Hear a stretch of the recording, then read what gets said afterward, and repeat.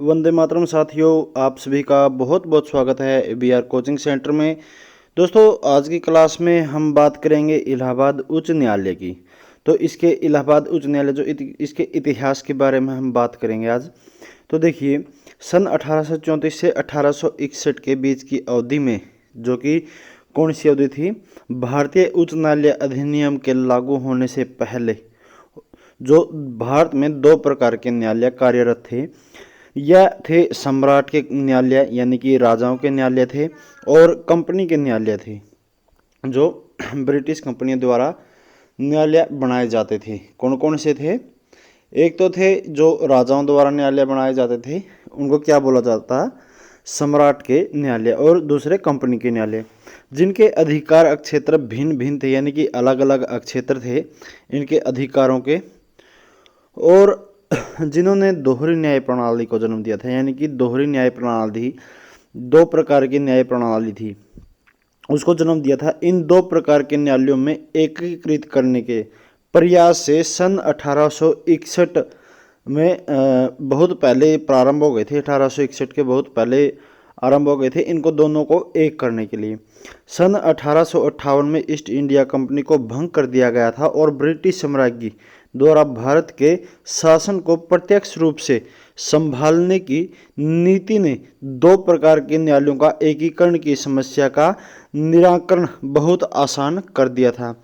सभी लोगों पर लागू होने वाली भारतीय दंड संहिता तथा दीवानी और आपराधिक प्रक्रिया संहिताएं जो पारित की गई थी, तथा तत्कालीन उच्च न्यायालय जो उच्चतम न्यायालय थे और सदर अदालतों का सम्मेलन न्यायिक प्रशासन में एक रूपता लागू करने के लिए पहला कदम था। क्या था? जो दो प्रकार की न्यायालय थी, एक तो थी सम्राट की न्यायालय और दूसरी कौन सी थी? कंपनी की न्यायालय थी, जो ब्रिटिश की महारानी के द्वारा भारत का शासन उनके हाथ में लिया गया था। तो उसके द्वारा जो शासन प्रणाली थी उनको आपस में एक करने के लिए जो कदम था, इस लक्ष्य की प्राप्ति ब्रिटिश संसद द्वारा सन 1861 में पारित भारतीय उच्च न्यायालय अधिनियम, कौन सा था? भारतीय उच्च न्यायालय अधिनियम 24 और 25 विक्टो C-104। आपको ध्यान में रखना है किसके तहत? 1861 में जो है भारतीय उच्च न्यायालय अधिनियम 24 और 25 विक्टो C-104 द्वारा हुई थी। किसकी स्थापना?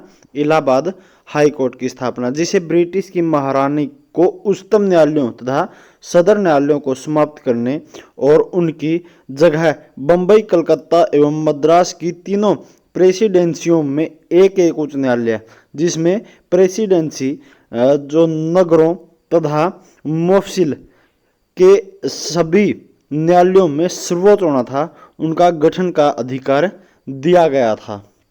अगर बात करें हम इसमें नेक्स्ट,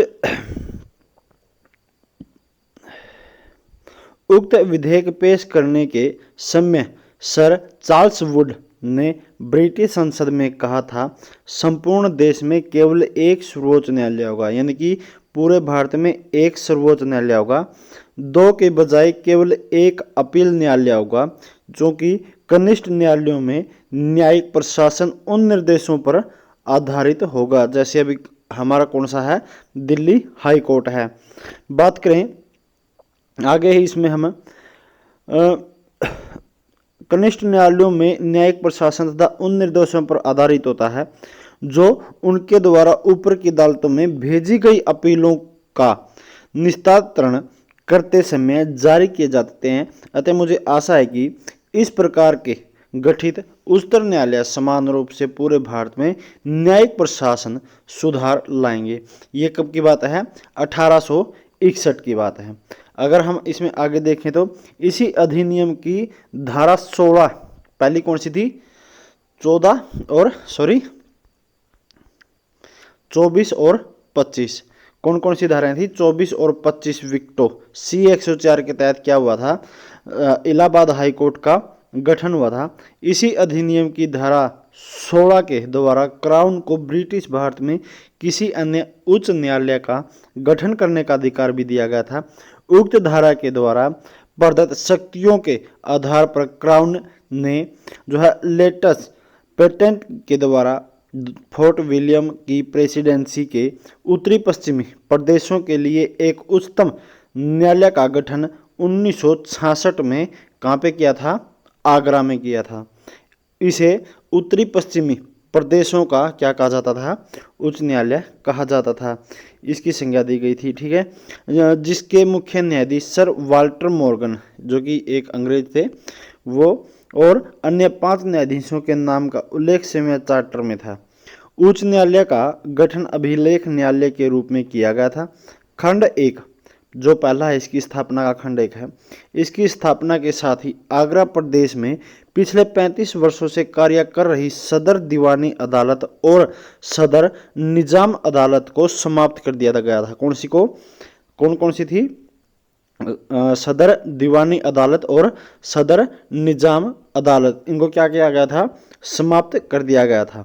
और जो है उच्च न्यायालय अपने लेटेस्ट पेटेंट और उक्त अधिनियम की धारा 16 और 9 के आधार पर सभी अपीलीय और प्रशासनिक शक्तियों से संपन्न हो गया था।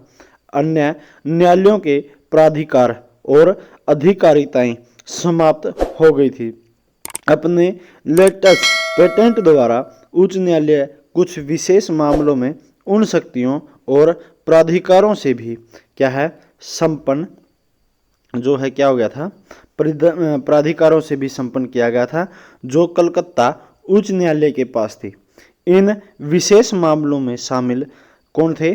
वकीलों के विरुद्ध अनुशासनात्मक कार्रवाई जो है की गई थी। खंड 18 आवश्यकों एवं भ्रांतचित व्यक्तियों के अधिकारों के संरक्षण। खंड 12 वसीयत युक्त एवं वसीयत विहीन मामलों का अधिकार जो उत्तराधिकार क्या किया गया था? दिया गया था। खंड 25 तथा वैवाहिक मामले किसमें? खंड 26 में। हालांकि विवाह जो विषय का अधिकारिता का प्रयोग उच्च न्यायालय द्वारा ब्रिटिश महारानी की ईसाई प्रजा के लिए किया गया था। किसके लिए किया गया था? ईसाई प्रजा के लिए किया गया था। आपको खंड इसमें अच्छे से समझना चाहिए। हम आपको दोबारा बताते हैं खंड। देखिए खंड 18 में क्या क्या था? इन विशेष मामलों में शामिल वकीलों के विरुद्ध अनुशासनात्मक जो कार्रवाइयाँ थी वो किस में थी? खंड 18 में थी। आवश्यकों और भ्रांतचित व्यक्तियों के लिए अधिकारों का संरक्षण खंड 12 में था। वसीयत युक्त और वसीयत विहीन मामलों का उत्तराधिकार खंड 25 में और वैवाहिक मामले जो है ये खंड 26 में थे। और ये जो है वैवाहिक मामले किए गए थे सिर्फ किसके लिए किए गए थे? ईसाई प्रजा के लिए, जो ब्रिटिश महारानी थी ईसाई थी उनके लिए किए गए थे। इस उच्चतम न्यायालय की दीवानी मामलों में मौलिक क्षेत्राधिकार नहीं था, यानी कि मौलिक जो अधिकार होते हैं वो इसमें नहीं दिए गए थे। लेटेस्ट पेटेंट खंड 15 के द्वारा इसे प्रदत्त सामान्य आरंभिक आपराधिक अधिकारिता के जो उत्तरी पश्चिमी प्रदेशों में निवासी यूरोपीय ब्रिटिश प्रजाजन तक ही सीमित थी। जो इस उच्च न्यायालय की स्थापना के पहले कलकत्ता उच्च न्यायालय की जो सामान्य आरंभिक आपराधिक अधिकारिता के अधीन जो है रहे। अपनी सामान्यतः आरंभिक आपराधिक अधिकारिता का प्रयोग करते हुए उच्च न्यायालय विधि के सम्यक अनुक्रम में अपने समक्ष लाए गए उपयुक्त किसी भी व्यक्ति के संबंध में परीक्षण कर सकता था। किसके तहत? खंड 16 में। और इस शक्ति के अंतर्गत उच्च न्यायालय उत्तरी पश्चिमी प्रदेशों से बाहर के निवासी जो कि यूरोपीय ब्रिटिश प्रजाजन के विषय में भी विचारणा कर सकता था, किंतु उच्च न्यायालय को दिवालिया प्रकृति के वादों और नौसेना विधि से संबंधित वादों में बोलने का अधिकार नहीं था। बात करें अपनी असाधारण आरंभिक सिविल अधिकारिता खंड 9 के रूप में उच्च न्यायालय को यह क्या है? अधिकार दिया गया था कि वह किसी भी दीवानी मामले को अपने किसी अधीनस्थ न्यायालय से हटाकर उस पर समय विचारण करके निर्णित कर सकता है कि उसे अपनी अपीलीय अधिकारिता के प्रयोग के अंतर्गत सदर अदालतों की तरह अपने अपीली अधिकारिता क्षेत्र में आने वाले न्यायालयों के निर्णयों के विरुद्ध अपील सुनने के लिए प्राधिकृत किया गया था। बात करें खंड 11 एवं 50 की। कौन कौन से खंड 11 और 50? इसके दो न्यायाधीशों में जो खंडपीठ के सम्मुख अपने ही न्यायालय की एकल न्यायाधीश द्वारा निर्णीत सिविल मामलों की अपीलों पर सुनवाई हो सकती थी।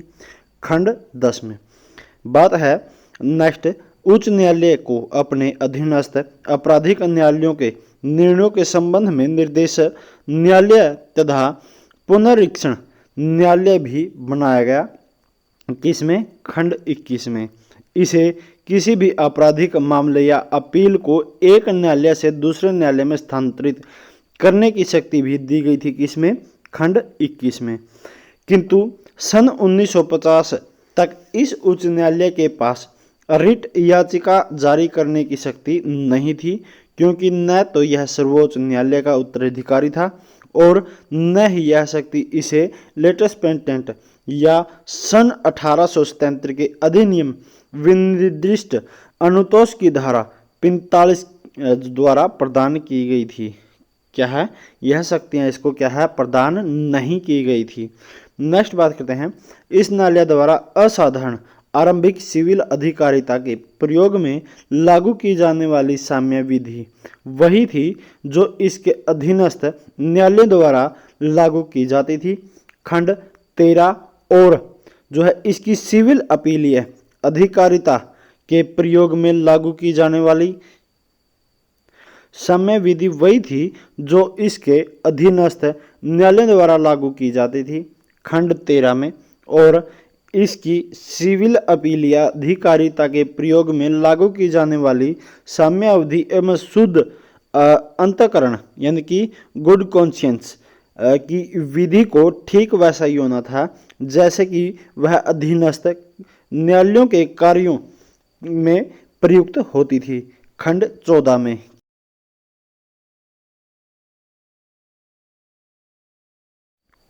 नेक्स्ट बात करें, अंग्रेजी विधि भारत में स्वयंमेव लागू नहीं होती थी, अपितु वह यहाँ साम्य और शुद्ध अंतःकरण के नियमों को उपलब्ध कराकर प्रयुक्त होती थी और वह भी तब जब भारतीय समाज और परिस्थितियों के संदर्भ में उसे उपयोगी पाया जाता था, तब लागू होती थी।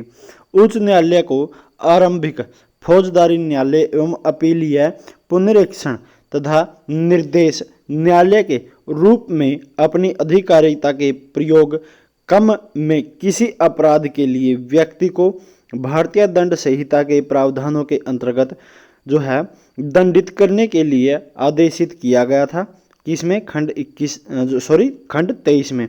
इसके अतिरिक्त यह भी आदेशित किया गया था कि अपनी असाधारण आरंभिक फौजदारी अधिकारिता खंड 15 के जो प्रयोग क्रम में उच्च न्यायालय द्वारा विचारित सभी फौजदारी मामलों में कार्यवाहियों का नियमन लेटेस्ट पेटेंट वर्ष 1866 के प्रकाशन से जो ठीक पहले कलकत्ता उच्च न्यायालय में उपयोग की जाने वाली आपराधिक प्रक्रिया प्रचलन के अनुसार किया जाएगा।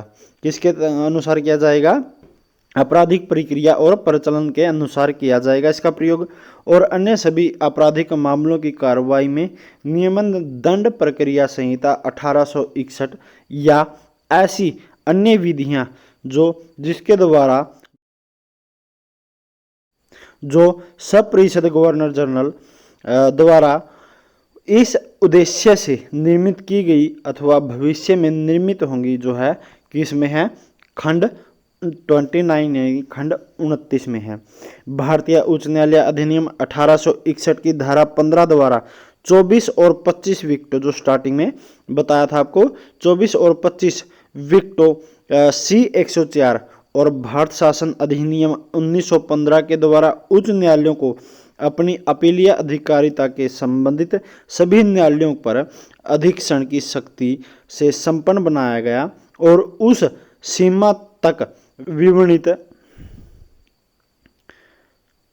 विवरणियां मांगने, किसी वाद या अपील यानी कि किसी झगड़े या फिर अपील को एक अधीनस्थ न्यायालय से दूसरे में स्थानांतरित करने तथा ऐसे न्यायालयों की कार्रवाइयों और परिपाटी को नियमित करने के लिए सामान्य नियम बनाने और जारी करने तथा प्रारूप विहित करने की शक्तियां उन्हें दी गई। दीवानी मामलों के स्थानांतरण की उस शक्ति को छोड़कर जो सिविल प्रक्रिया संहिता की धारा 24 में समाविष्ट है, उच्च न्यायालयों की यह शक्तियां भारत शासन अधिनियम 1935 की धारा 224 तथा संविधान, जो भारत का संविधान है, उसके अनुच्छेद 227 के द्वारा आगे जारी रही हैं। बात करें उत्तर पश्चिमी प्रदेशों के लिए उच्च न्यायालय का स्थान सन 1869 में आगरा से इलाहाबाद जो है स्थानांतरित किया गया। आगरा से इलाहाबाद बदला गया इसके स्थान को। सन 1919 में 11 मार्च को जारी एक पूरक लेटर्स पेटेंट द्वारा इसका पद नाम बदलकर इलाहाबाद उच्च न्यायालय यानी कि the high court of judicature at Allahabad कर दिया गया। यही पदनाम आज तक प्रयुक्त है। बात करें अवध में सन 1856 में एक न्यायिक आयुक्त और एक वित्तीय आयुक्त की नियुक्ति की गई। सन 1856 से 1863 की अवधि में जो श्री ओमानी, कैंपेबल और कपूर ने क्रमशः न्यायिक आयुक्त के रूप में कार्य किया और न्यायिक आयुक्त का न्यायालय जो है सन 1865 के सीपी कोर्ट सेक्शन एक्ट के द्वारा पुनर्गठित किया गया। इसकी धारा 25 के द्वारा इसे अवध तक विस्तृत किया गया। तत्पश्चात यह पुनः सन 1871 की अधिनियम संख्या 32 जो कि आपको अगर समझ में नहीं आई, एक्स का क्या होता है 10 होता है और ये 2, ठीक है, यह है 32 अधिनियम की संख्या 32 द्वारा गठित किया गया। इस अधिनियम की धारा 23 और 24 के अनुसार किसी अपील पर निर्णय करते समय संशय की स्थिति उत्पन्न होने पर अवध के न्यायिक आयुक्त को ऐसे मामलों का विचारण हेतु इलाहाबाद उच्च न्यायालय को निर्देशित करना पड़ता था तथा मामले में अभिलेख तथा उससे संबंधित सभी कार्रवाइयों का ब्यौरा भी उच्च न्यायालय को प्रेषित करना पड़ता था। तब उच्च न्यायालय इस प्रकार जो है सुनवाई करके मानो यह वहीं प्रस्तुत किया गया हो, अपने निर्णय की एक प्रति अवध के न्यायिक आयुक्त को भेजता था, जो इसके बाद मामले का निपटारा उसी निर्णय के अनुरूप कर देता था। सन 1885 के अधिनियम संख्या 4 सन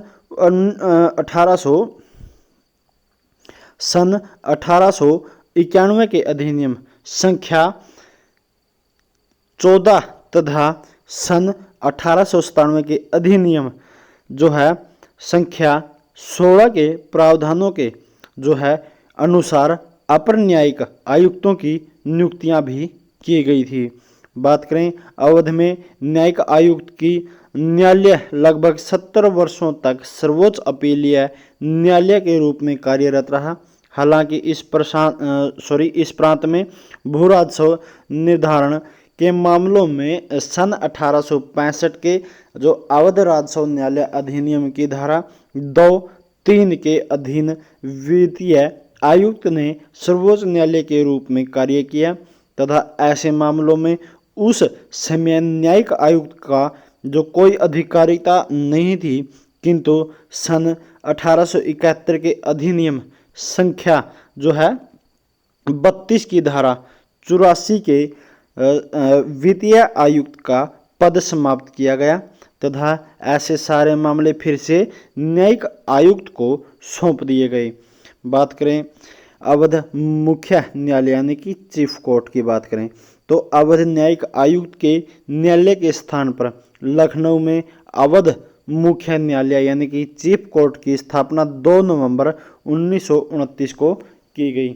इस बार ऐसा लेटर्स पेटेंट द्वारा नहीं बल्कि भारत शासन अधिनियम 1919 की धारा 80A(3) के अनुसार गवर्नर जनरल की पूर्व अनुमति से उत्तर प्रदेश विधानसभा द्वारा अधिनियम अवध दीवानी न्यायालय अधिनियम संख्या 4 सन 1925 के द्वारा किया गया।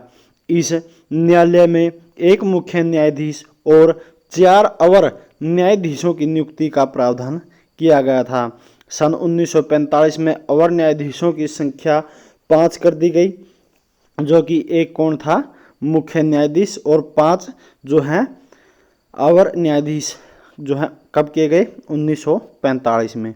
इनकी संख्या 5 कर दी गई थी 1945 में। वर्ष 1929 में इलाहाबाद उच्च न्यायालय के न्यायाधीश श्रीमान न्यायमूर्ति स्टुअर्ट को अवध मुख्य न्यायालय का पहला मुख्य न्यायाधीश नियुक्त किया गया। क्या किया गया था, पहला मुख्य न्यायाधीश नियुक्त किया गया था।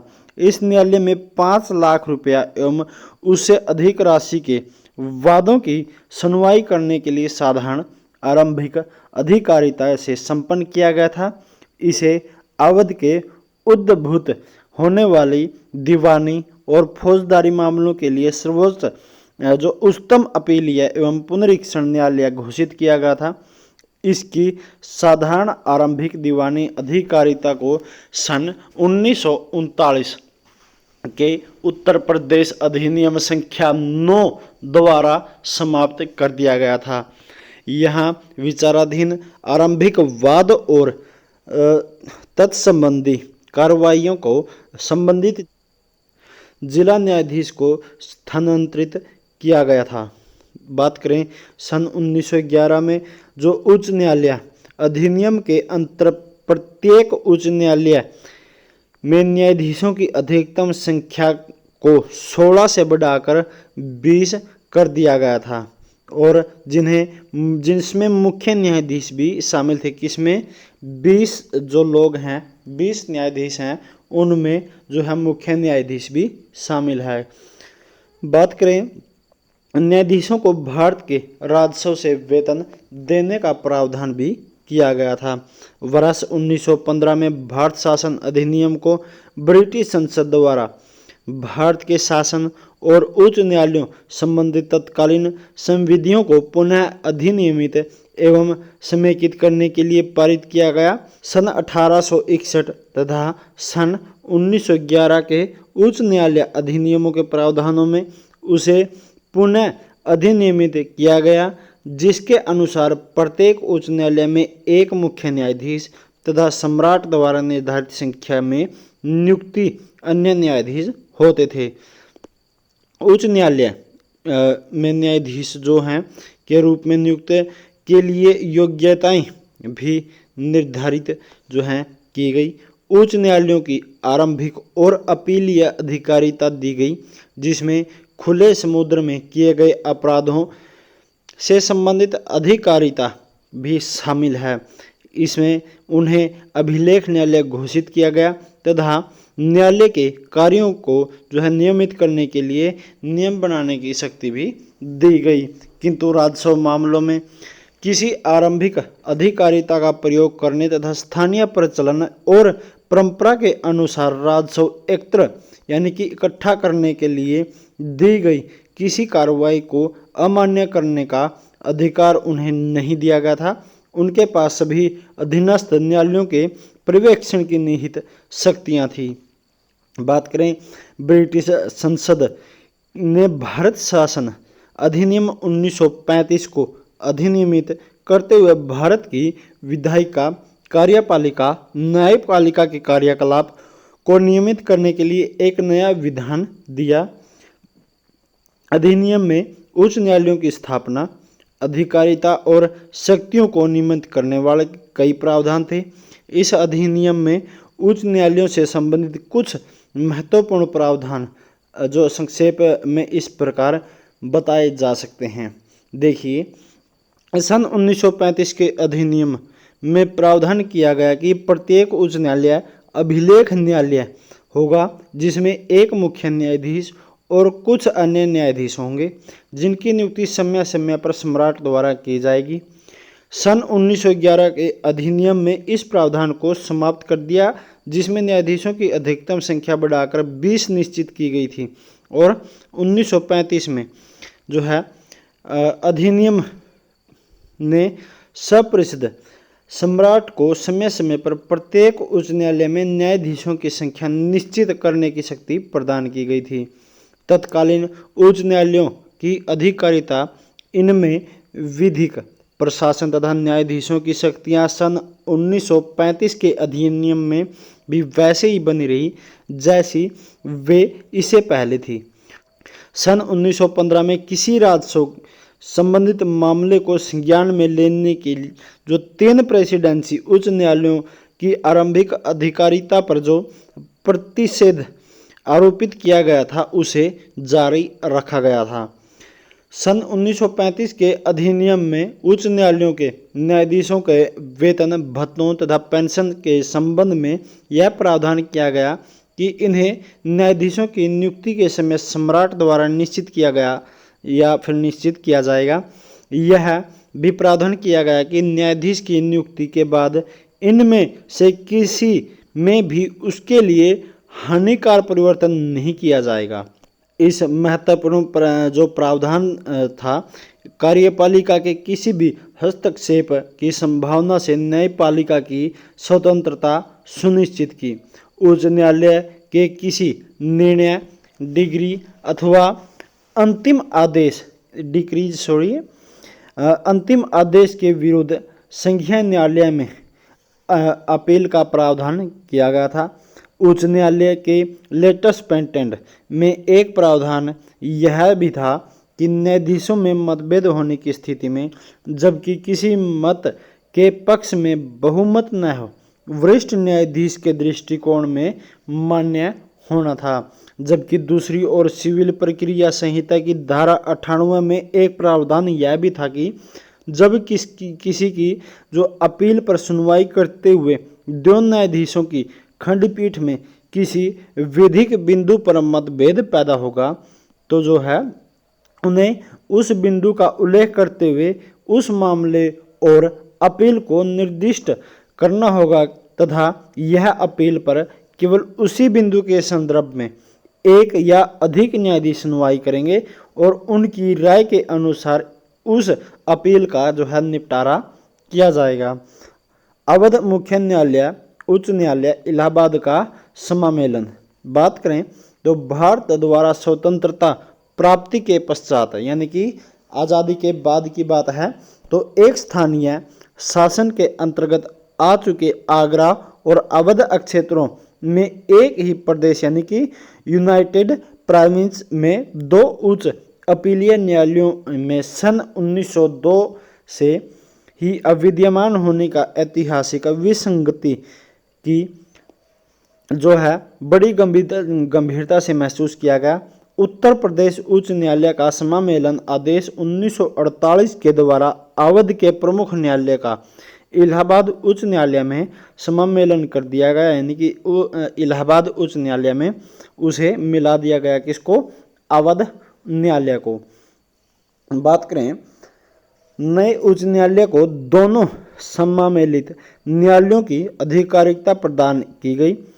इलाहाबाद उच्च न्यायालय के तत्कालीन मुख्य न्यायाधीश सर बी मलिक को नए उच्च न्यायालय के मुख्य न्यायाधीश नियुक्त किया गया तथा अवध मुख्य न्यायालय के मुख्य न्यायाधीश और अन्य न्यायाधीशों को नए न्यायालय में जो है अवर न्यायाधीश नियुक्त किया गया। समामेलन आदेश के द्वारा लेटस पेटेंट में वर्णित उच्च न्यायालय इलाहाबाद की अधिकारिता तथा अवध न्यायालय जो है अधिनियम में वर्णित मुख्य न्यायालय लखनऊ की अधिकारिता को संरक्षित रखा गया। नए न्यायालय की मोहर को जो है मुख्य न्यायाधीश द्वारा उपलब्ध कराया जाना था। जो है नए न्यायालय बनाया गया था किसके द्वारा? जो है मोहर को उपलब्ध कराया जाना था, जो है नए न्यायालय की मोहर को मुख्य न्यायाधीश द्वारा उपलब्ध कराना था, जो कि नए न्यायालय में बना था।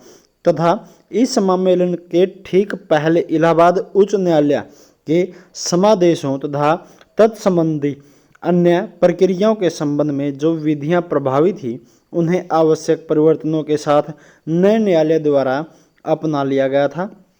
न्यायाधीशों को इलाहाबाद में या राज्यपाल की सहमति से मुख्य न्यायाधीश द्वारा निर्देशित किन्हीं अन्य स्थलों पर कार्य करना था, जबकि कम से कम 2 न्यायाधीशों को लखनऊ में बैठना था। ऐसा तब तक रहना था जब तक राज्यपाल मुख्य न्यायाधीश की सहमति से अन्यथा निर्देशित न करें। अवध क्षेत्र में उद्भूत होने वाले जो है किसी मामले या किसी वर्ग के मामलों को इलाहाबाद में सुनवाई हेतु निर्देशित करने की शक्ति मुख्य न्यायाधीश को प्रदान की गई थी, जबकि क्या है कि इलाहाबाद क्षेत्र के मामलों को लखनऊ पीठ को स्थानांतरित करने के लिए कोई तत्संवादी उपबंध सम्मेलन आदेश नहीं था।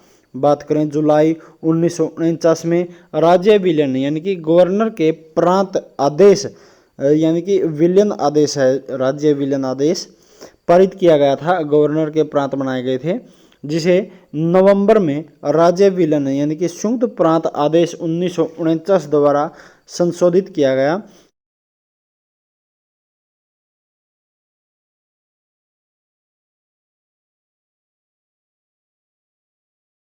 इसके द्वारा अनुसूची में विनिर्दिष्ट कुछ भारतीय राज्यों की शक्तियों को जो क्या है डोमिनियन सरकार में निहित थी उन्हें पार्श्व में स्थित गवर्नर शासित प्रदेश जो प्रांत हैं उनको स्थानांतरित कर दिया गया था। और अनुसूची 7 में विनिर्दिष्ट यह राज्य रामपुर, बनारस, टिहरी, गढ़वाल थे।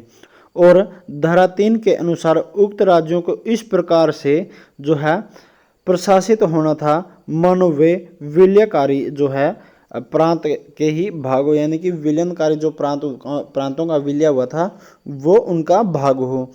उक्त राज्यों में कानून को लागू करने के संबंध में सपरिषद गवर्नर जनरल के द्वारा विलीन राज्य विधियां अधिनियम पारित किया गया था। कौन सा? विलीन राज्य विधियां अधिनियम पारित किया गया था। कब? 1949 में। बात करें इस अधिनियम के द्वारा उनकी अनुसूची में वर्णित अनेक अधिनियमों को विलीन राज्यों में लागू करने का प्रावधान किया गया था। स्थानीय विधियों के विषय में उत्तर प्रदेश विलीन राज्य यानी कि विधियों का उपयोजन अधिनियम 1950 16 मार्च 1950 को पारित किया गया। इस अधिनियम ने उत्तर प्रदेश विलीन राज्य यानी कि विधियों का उपयोजन विलीन राज्य अध्यादेश का स्थान दिया गया, जिसके द्वारा उत्तर प्रदेश के भाग के रूप में प्रशासित होने वाले विलीन राज्यों बनारस, कानपुर, टिहरी, गढ़वाल में जो है इसकी अनुसूची में वर्णित विधियों का विस्तारण किया गया था। राज्य विलयन आदेश की धारा 12 के द्वारा इलाहाबाद उच्च न्यायालय की अधिकारिता को रामपुर में जो है विलीन राज्य तक विस्तृत किया गया। नवाब की अध्यक्षता वाली प्रीवी काउंसिलिंग इजलास ए हुमायूं रामपुर के उच्च न्यायालय तथा दीवानी न्यायालय समाप्त कर दिया गया था।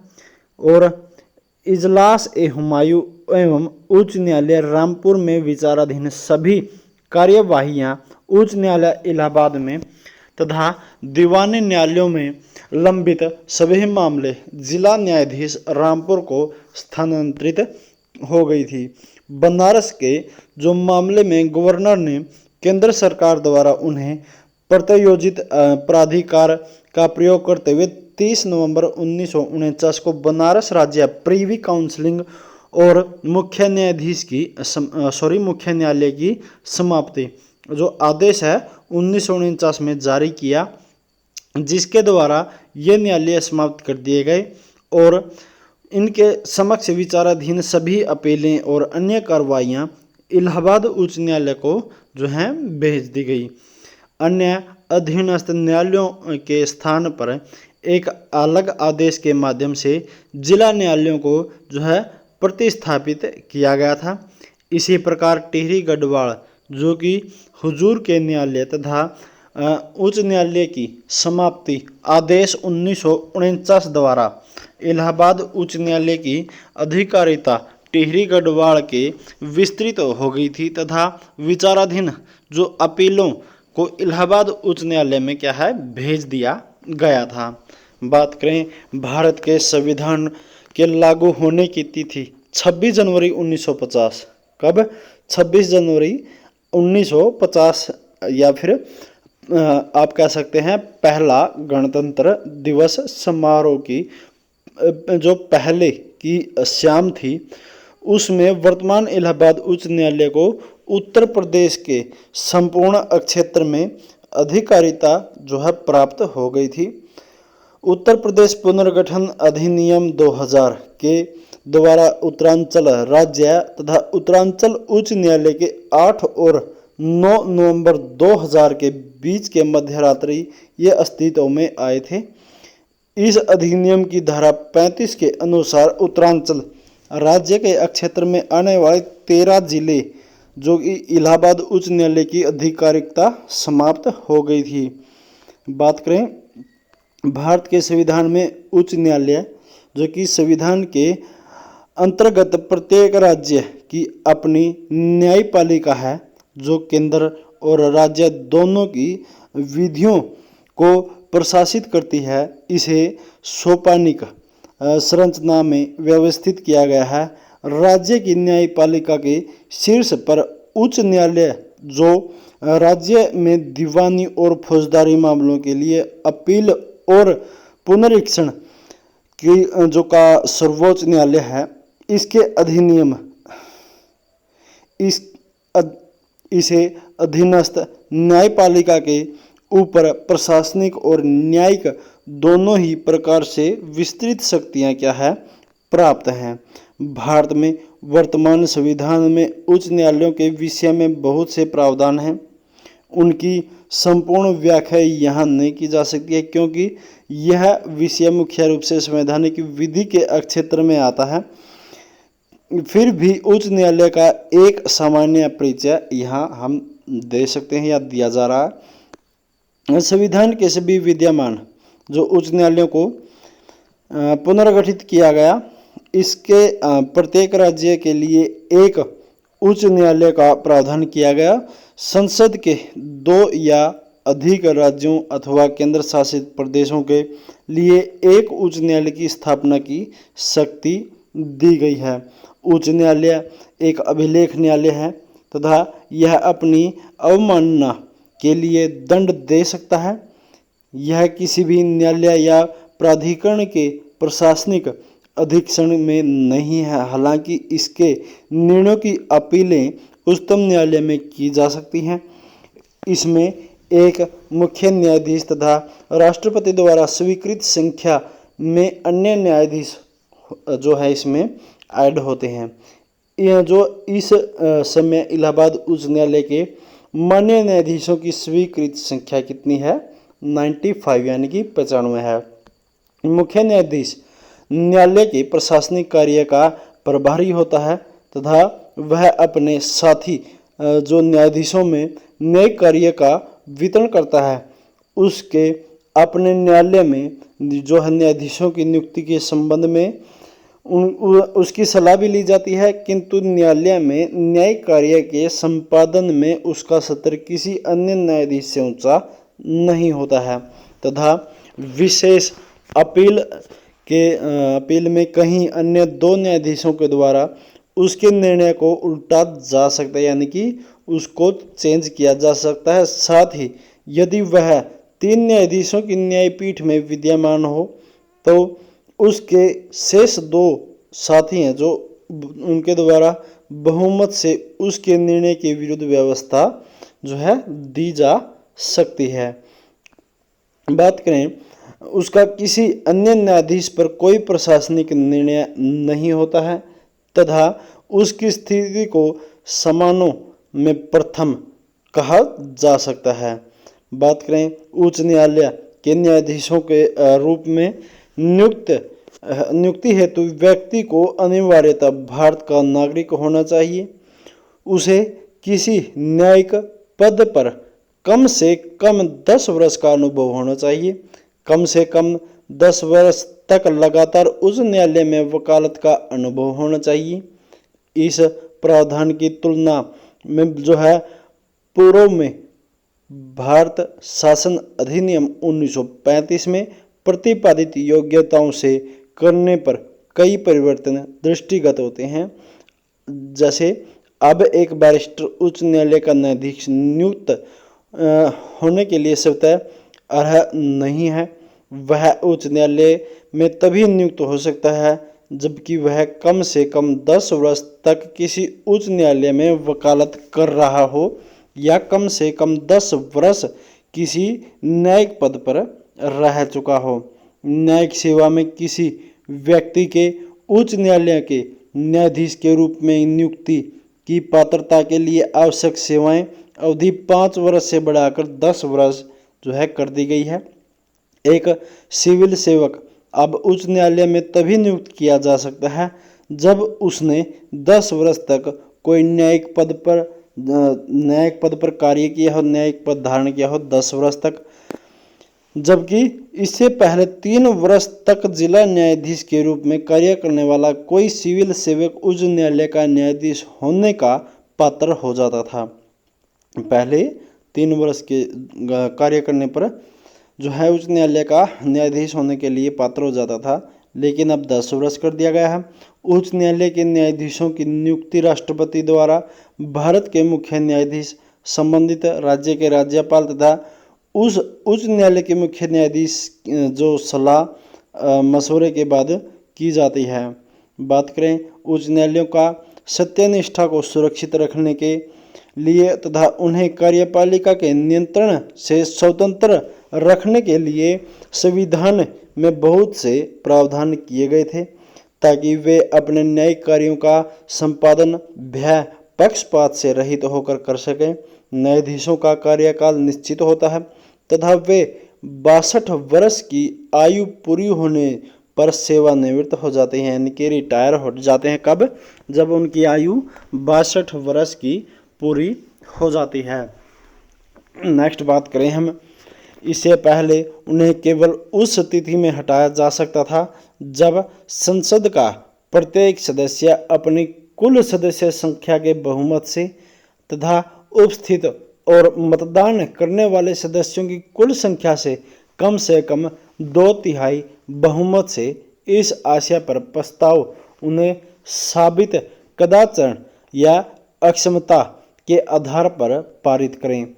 यह प्रावधान उच्च न्यायालय के न्यायाधीशों को कार्यकाल संबंधित वही सुरक्षा देता है जो इंग्लैंड के न्यायाधीशों को प्राप्त है।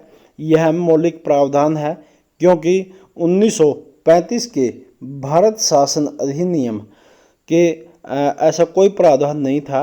राष्ट्रपति भारत के मुख्य न्यायाधीश से परामर्श के बाद ही किसी न्यायाधीश को एक उच्च न्यायालय से दूसरे जो उच्च न्यायालय में बदल सकता है, यानी कि स्थानांतरित कर सकता है। एक न्यायाधीश को दूसरे न्यायालय में भेज सकता है, एक उच्च न्यायालय से दूसरे उच्च न्यायालय में।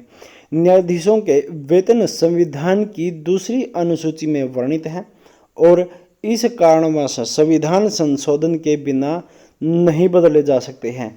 अगर कुछ भी न्यायाधीशों के वेतन संबंधी जो है बदलना है तो उन पहले जो है संविधान की अनुसूची को बदलना पड़ेगा, संविधान संशोधन करना पड़ेगा, फिर उनके वेतन में जो है बदलाव किए जा सकते हैं। किसी उच्च न्यायालय के न्यायाधीश के भत्तों, अवकाश तथा पेंशन में उसकी नियुक्ति के बाद उसके लिए अल्लाह भकर कोई भी परिवर्तन नहीं किया जा सकता है। इसके लिए क्या करना होगा? संविधान संशोधन करना होगा। बात करें किसी न्यायाधीश को पदच्युत करने के लिए लगाए गए पूर्व वर्णित प्रस्ताव की सुनवाई के अलावा और किसी स्थिति में किसी केंद्रीय या राज्य की विधायिका में उसके कार्य निष्पादन संबंधित आचरण के बारे में चर्चा नहीं की जा सकती है। यह प्रतिबंध उच्च न्यायालय के न्यायाधीशों को स्थानीय राजनीति दबावों से सुरक्षित करता है। बात करें उच्च न्यायालय में व्यय और उस राज्य की समेकित निधि पर भारित होते हैं। भारत के संविधान द्वारा उच्च न्यायालयों की अधिकारिता उसमें प्रशासित विधि और न्यायालय के नियम बनाने की जो है शक्तियां को उसी रूप में जारी रखा गया है जैसी वे संविधान लागू होने से ठीक पहले थी। बात करें उच्च न्यायालय की यह अधिकारिता और शक्तियां भारतीय संविधान के तथा उपयुक्त विधायिका द्वारा निर्मित विधि के प्रावधानों के अधीन है। संविधान के द्वारा ऐतिहासिक सत्ता को कामयाब रखने के लिए यह यथास्थिति बनाए रखी गई है। अनुच्छेद 225 में यह स्थिति है। संविधान के लागू होने के अवसर पर प्रशासित विधि में निर्णय विधि भी शामिल है। इसलिए विशेष रूप से यह प्रावधान भी किया गया है कि सर्वोच्च न्यायालय द्वारा घोषित विधि भारत के सभी न्यायालयों के लिए बाध्यकारी होंगी। अतः विधिक स्थिति में यह प्रिवी काउंसिलिंग एवं संघीय न्यायालय के निर्णय उच्च न्यायालयों के लिए तब तक बाध्यकारी है जब कि उच्चतम न्यायालय के उनके वर्णित निर्णय न दे। बात करें भारत शासन अधिनियम 1935 की धारा 226(1) में राजस्व संबंधी किसी भी मामले में उच्च न्यायालय की आरंभिक अधिकारिता को वर्जित किया गया है। यह वर्जना मूल संविधान के अनुच्छेद 225 में प्रंतुक द्वारा समाप्त कर दी गई।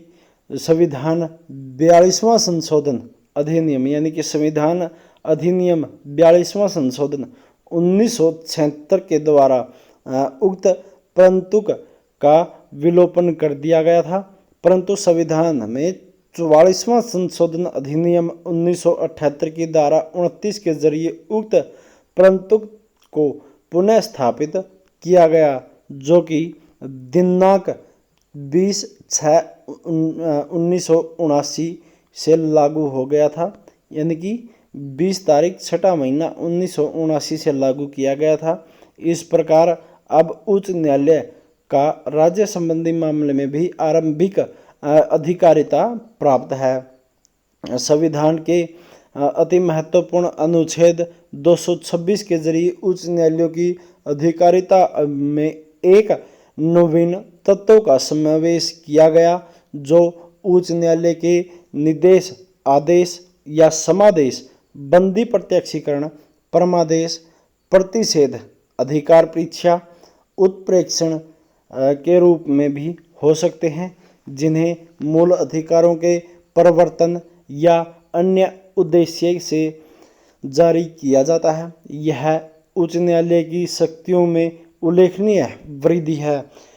संविधान पूर्व युग में समादेश अधिकारिता के संबंध में उच्च न्यायालय के समान शक्तियां नहीं थी। मुख्यतः ऐतिहासिक कारणों के चलते विभिन्न उच्च न्यायालयों में कृत्रिम एवं पक्षतापूर्ण विभेद जो थे। इस प्रकार नए संविधान की पूर्व संध्या यानी कि संविधान लागू होने की पहले शाम को जो है समादेश अधिकारिता के संबंध में उच्च न्यायालयों की स्थितियां भिन्न भिन्न थी, यानी कि अलग अलग शक्तियां थी, अलग अलग अधिकारिता समादेश थे, उनकी स्थितियां भी अलग अलग थी। प्रत्येक उच्च न्यायालय दंड प्रक्रिया संहिता की धारा 491 के अंतर्गत बंदी प्रत्यक्षीकरण के समादेश जारी कर सकता था, जो उसकी अधिकारिता के संपूर्ण क्षेत्र में लागू था। कलकत्ता, मद्रास, बंबई के उच्च न्यायालयों में से प्रत्येक के पास उसकी सामान्य आरंभिक सिविल अधिकारिता की सीमाओं के अंतर्गत अन्य समादेश जारी करने का प्राधिकार था, लेकिन कोई अन्य उच्च न्यायालय बंदी प्रत्यक्षीकरण के अलावा कोई और समादेश जारी नहीं कर सकता था। नए संविधान द्वारा सभी उच्च न्यायालयों को एक साथ समान व्यवहार किया गया तथा अब प्रत्येक उच्च न्यायालय के पास समादेश का अधिकार है जो उसकी समग्र अक्षेत्रीय आधिकारिकता का सहवर्ती है। मूल रूप से अनुच्छेद 226 का शब्द विन्यास काफी विस्तृत था, किंतु संविधान का अधिनियम 1976 यानी कि 42वां संशोधन द्वारा समादेश आधिकारिकता के मामले में उच्च न्यायालय की शक्तियों पर जो है शक्तिशाली प्रतिबंध आरोपित किए गए थे, किंतु उक्त संशोधनों में से अधिकांश को संविधान के 43वें और 44वें संशोधन द्वारा समाप्त कर दिया गया। उच्च न्यायालय की एक पक्षीय व्यादेश एवं स्थगनादेश जारी करने की शक्ति में कटौती 42वें संशोधन द्वारा, जो संविधान संशोधन था 42वां उसके द्वारा की गई थी, उसे भी संविधान के 44वें संशोधन द्वारा इस प्रावधान के साथ जो है निरस्त कर दिया गया, यानी कि हटा दिया गया। एक पक्षीय व्यादेश एवं स्थगनादेश जारी होने की दशा में विपक्षी को न्यायालय में उपस्थित होकर उक्त व्यादेश या फिर स्थगनादेश का जो है अपास्त करने का प्रार्थना पत्र देने का अधिकार होगा तथा ऐसा प्रार्थना पत्र आने पर न्यायालय को उसका निस्तारण 15 दिन के अंदर करना होगा तथा वरना स्थगनादेश और व्यादेश स्वतः समाप्त हो जाएगा। प्रत्येक उच्च न्यायालय को उसकी अपीली अधिकारिता से संबंध सभी उच्च न्यायालयों के अधीक्षण की जो है शक्ति दी गई। अनुच्छेद 227 में यह शक्तियां उपलब्ध हैं। अपनी अधीक्षण शक्ति के अंतर्गत उच्च न्यायालय ऐसे न्यायालयों की विवरणियां मंगा सकता है, सामान्य नियम बनाकर जारी कर सकता है, ऐसे न्यायालयों के चलन और कार्यवाहियों को नियमित करने की जो विधाएं निर्धारित कर सकता है तथा ऐसे तरीके निर्धारित कर सकता है जिनसे पुस्तकों, प्रविष्टियों या खातों को दुरुस्त रखा जाए। बात करें मूल संविधान में अनुच्छेद 227 इस प्रकार निर्मित किया गया था, जिसे उच्च न्यायालय अपनी अधीक्षण अधिकारिता का प्रयोग न केवल अपने क्षेत्र में आने वाले अधीनस्थ न्यायालयों पर बल्कि कानूनी या अर्ध न्यायिक अधिकरणों पर करने में समर्थ हो सके तथा जिनसे यह सुनिश्चित हो सके कि ये सभी अधीनस्थ सेवाएं उन्हें प्रदत्त शक्तियों द्वारा प्रयोग अपने प्राधिकार की सीमा के भीतर तथा विधिक तरीके से करें। बात करें इसमें हम अनुच्छेद 228 की। उच्च न्यायालय को यह शक्ति देता है कि वह अधीनस्थ न्यायालयों में विचाराधीन किसी मामले को अपने पास मंगा सकता है। जब वह संतुष्ट हो जाए उक्त मामला संविधान की व्याख्या से संबंधित किसी सारभूत विधिक प्रश्न को समाहित किए हुए है, तत्पश्चात उच्च न्यायालय ऐसे मामलों का स्वयं निपटारा कर सकता है तथा विधिक प्रश्न को निर्णीत करने के उपरांत उन्हें पुनः पूर्व न्यायालय को लौटा सकता है, जिसे वहां उच्च न्यायालय के जो निर्णय के अनुरूप मामले का निपटारा हो सके। अनुच्छेद 229 में उच्च न्यायालय के अधिकारियों और सेवकों की नियुक्ति संबंधित प्रावधान है। ऐसी नियुक्तियां के बारे में मुख्य न्यायाधीश को विस्तृत शक्तियां दी गई हैं। इस अनुच्छेद का उद्देश्य उच्च न्यायालय को अपने कर्मचारी वर्ग पर पूर्ण जो है नियंत्रण प्रदान करता है, जिसका सीमा निर्धारण केवल समय उक्त अनुच्छेद द्वारा ही किया गया है, ताकि न्यायपालिका की स्वतंत्रता और सरकारी हस्तक्षेप से इसका मुक्त रहना सुनिश्चित हो सके। उक्त अनुच्छेद का परंतुक मुख्य न्यायाधीश की उच्च न्यायालय की अधिकारियों और सेवकों की नियुक्तियां संबंधित शक्ति सीमित करता है। साधारणतः इन नियुक्तियों के संबंध में लोक सेवा आयोग के परामर्श से परामर्श करने की आवश्यकता नहीं होती है, लेकिन यदि राज्यपाल इन्हीं मामलों को विनिर्दिष्ट करते हुए कोई नियम बना दे तो मुख्य न्यायाधीश को इन विनिर्दिष्ट पदों पर नियुक्तियां करने से पहले लोक सेवा आयोग से परामर्श करना पड़ेगा। तथापि किसी पद विशेष के सृजन के विषय में वित्तीय सहमति देते समय राज्यपाल पद धारकों को चयनित और नियुक्त करने की मुख्य न्यायाधीश को शक्ति पर कोई प्रतिबंध नहीं लगा सकता है। अनुच्छेद 132 के अनुसार उच्च न्यायालय के किसी निर्णय, डिक्री या अंतिम आदेश के संबंध में जो दीवानी, फौजदारी या फिर अन्य कार्यवाहियों से संबंधित हो, अपील उच्चतम न्यायालय में की जाएगी। उच्च न्यायालय यह स्थापित कर सकता है कि विवादित मामला संविधान की व्याख्या से संबंधित किसी सारभूत विधिक प्रश्न को समाविष्ट करता है। जब कोई उच्च न्यायालय इस आशय का प्रमाण पत्र देने से इनकार कर दे तो उच्चतम न्यायालय अपीलार्थी यानी कि अपील किए हुए जो प्रार्थी हैं उसकी अपील को विशेष अनुमति दे सकते हैं। यदि वह संतुष्ट हो जाए कि विचारित मामले में कोई सारभूत विधिक प्रश्न समाविष्ट है जहां ऐसा प्रमाण पत्र उच्च न्यायालय द्वारा दिया जाता है, उच्चतम न्यायालय अनुमति प्रदान करता है। कोई भी पक्ष उक्त निर्णय के विरोध में उच्चतम न्यायालय में अपील कर सकता है। बात करें दीवानी मामलों में सुप्रीम कोर्ट में की गई अपील अनुच्छेद 133 के अंतर्गत होगी, जो उच्च न्यायालय के निर्णय, डिक्री या अंतिम आदेश के विरुद्ध होगी। इसके अतिरिक्त अनुच्छेद 136 के अंतर्गत विशेष अनुमति से तथा अनुच्छेद 132 के अंतर्गत संवैधानिक आधार पर भी ऐसी अपीलें दायर होंगी। अपील हेतु उच्च न्यायालय को यह प्रमाणित करना होगा कि विचारित मामले में सामान्य महत्व का कोई सारभूत विधिक प्रश्न निहित है तथा उच्च न्यायालय की कोई जो राय है उसमें उस प्रश्न का निर्णय उच्चतम न्यायालय द्वारा होना चाहिए। वादों के मूल्यांकन के आधार पर उच्चतम न्यायालय में अपील के अधिकार को संविधान संशोधन अधिनियम 30वां संविधान संशोधन अधिनियम 1972 द्वारा विलुप्त कर दिया गया है।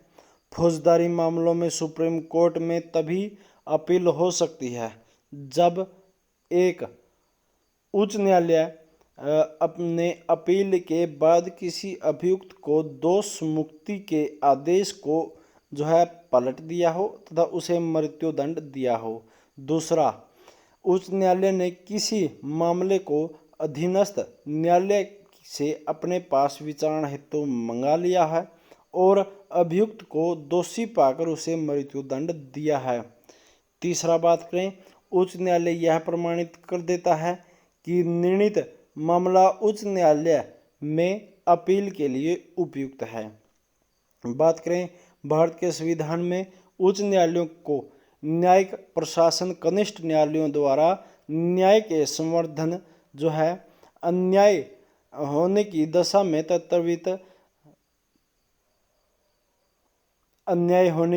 में त्वरित कदम उठाने, लोगों के अधिकारों और स्वतंत्रता की सुरक्षा करने तथा यह सुनिश्चित करने के लिए प्रशासन विधि की सीमाओं के अंतर्गत कार्य करें, महत्वपूर्ण और प्रभावशाली शक्ति प्रदान की है। इस प्रकार आधुनिक न्याय व्यवस्था में उच्च न्यायालय का सम्मानपूर्ण, गरिमा और अधिकारिकता युक्त उच्च स्थिति प्रदान है। और इसी के साथ आज की क्लास में हमारा इतना ही। लेकिन जिस भी साथी ने अभी तक चैनल को सब्सक्राइब नहीं किया है तो सभी से रिक्वेस्ट है चैनल को सब्सक्राइब कर लें। और यहाँ पर आपको नीचे घंटी का बटन दिखेगा, सब्सक्राइब करने के बाद उसको ऑन कर दें, ऑल पर सेट कर दें, ताकि वीडियो आते ही आपको नोटिफिकेशन पहले मिल जाए। थैंक यू दोस्तों, मिलते हैं जल्दी नेक्स्ट क्लास में नए टॉपिक के साथ, नई जानकारी के साथ। तब तक के लिए खुश रहिए, खुशहाल रहिए, सुरक्षित रहिए। जय हिंद, जय भारत।